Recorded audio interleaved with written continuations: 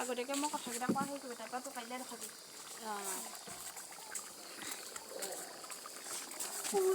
কৰি আহিবি হা আজি ভণ্টিহঁতৰ ঘৰলৈ আহিলোঁ এয়া খানা খাবলৈ আৰু একদম এয়া মই ইয়াতে ৰাতি ইফালে বাহিৰত বনাই আছোঁ আৰু ভিতৰত ভণ্টিহঁতে ভাজি আৰু ভাত বনাই আছোঁ এলেহুৱা মানুহকেইটা এতিয়া কাম নকৰিলে এতিয়া